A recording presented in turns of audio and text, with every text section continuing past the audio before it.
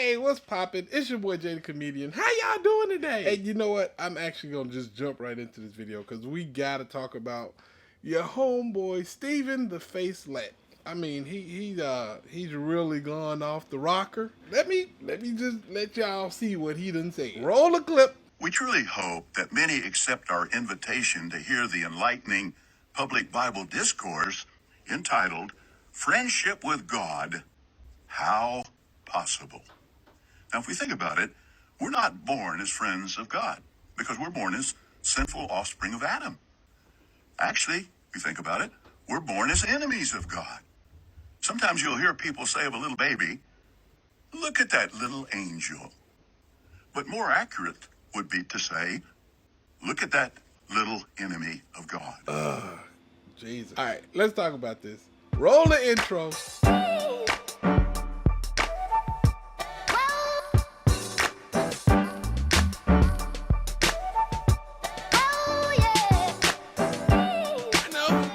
I'll play that again.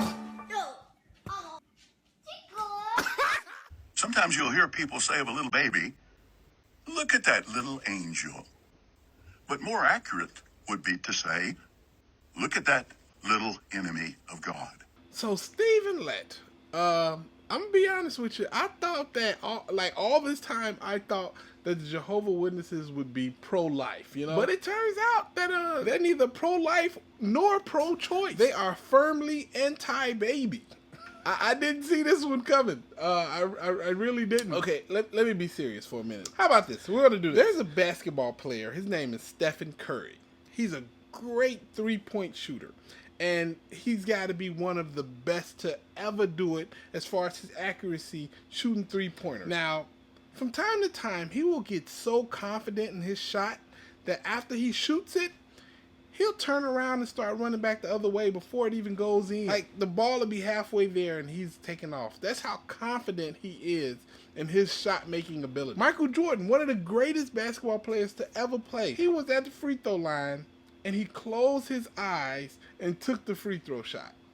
So confident in his free throw making ability that he closed his eyes and shot the free throw. Muhammad Ali. Muhammad Ali was once fighting this guy, and he just was so confident in his abilities that he just didn't even put his hands up. He put his hands down, and he was dodging his punches just by moving his head. That's how confident he was in himself. What do these people have in common with your boy Steven the Facelet? It's confidence. He has so much confidence in the complete grip that he have over his followers that he could say something that crazy. He just told his followers without blinking or stuttering or fighting or nothing. He was just, babies are the enemy of God. Like, just came right out and said it. Like me, I would have done all three. I'd been, babies, they are the enemies of God. Like, I don't get how he was so calm in delivering such a ridiculous message. But that's the thing. He has so much confidence in his followers not questioning him and not wondering, like, for even a moment about what he's talking about. Just like, yo, did he really just say that? He had confidence that they will not question him. You can only do that when you have that level of confidence. There should have been a mass exodus the moment he whispered those words. Can you imagine that? People believing that God is anti-baby.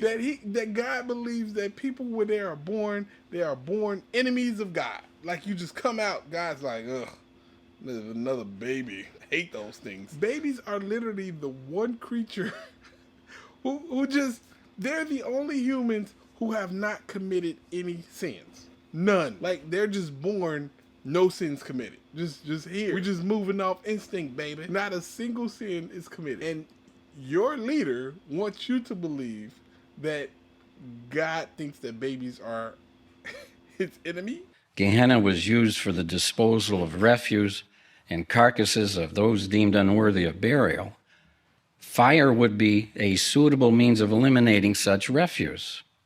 Now, this point, what the fire did not consume, the maggots would. Now, I don't know if you know much about maggots, but You see a whole bunch of them. It's just not a pleasant sight. But what a fitting picture of the final end of all of God's enemies. Sobering, yet something we look forward to. However, the apostates and the enemies of Jehovah would say, well, that's gruesome, that's despicable. You teach your people these things? No, God teaches his people these things. This is what he's foretelling. And frankly, for friends of Jehovah God, how reassuring that they're finally going to be gone. All these despicable enemies that have just reproached Jehovah's name, destroyed, never, ever to live again. Now, it's not that we rejoice in someone's death, but when it comes to God's enemies, finally, they're out of the way. This creature that can't even protect itself is an enemy of God. I'm stunned. I cannot believe that people take this religion seriously. I mean, how many times do they have to say things that are just ridiculous? At that time, life-saving direction that we receive from Jehovah's organization may not appear practical from a human standpoint.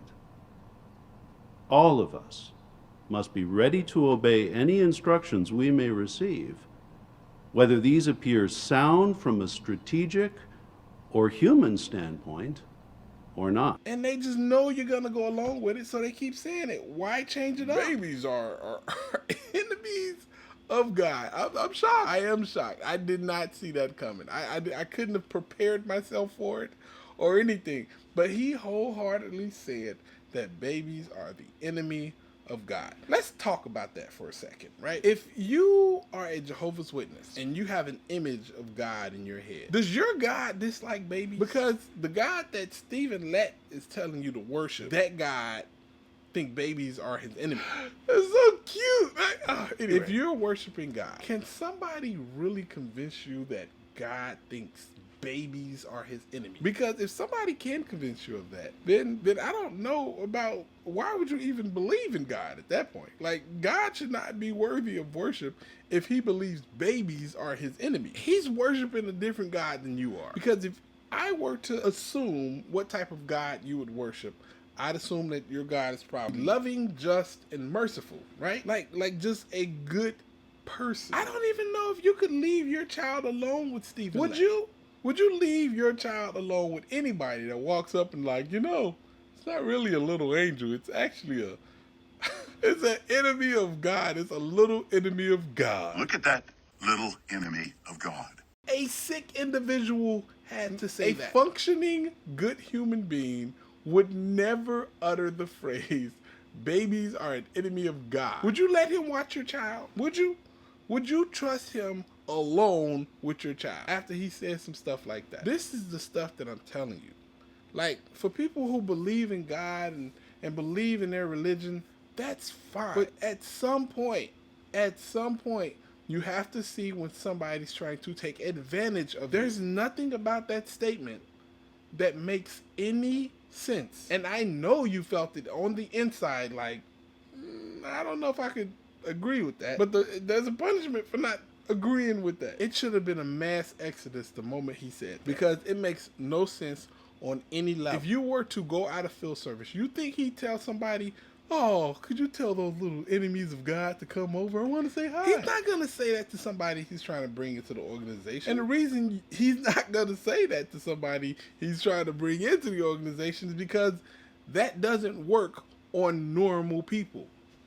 Once again, he's confident that his members are under his grip.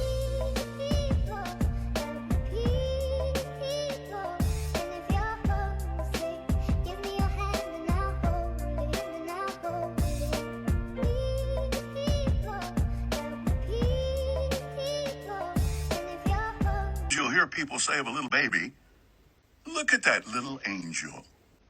But more accurate would be to say, look at that little enemy of God. They're finally going to be gone. All these despicable enemies that have just reproached Jehovah's name, destroyed, never, ever to live again. Now, it's not that we rejoice in someone's death, but when it comes to God's enemies, finally, they're out of the way.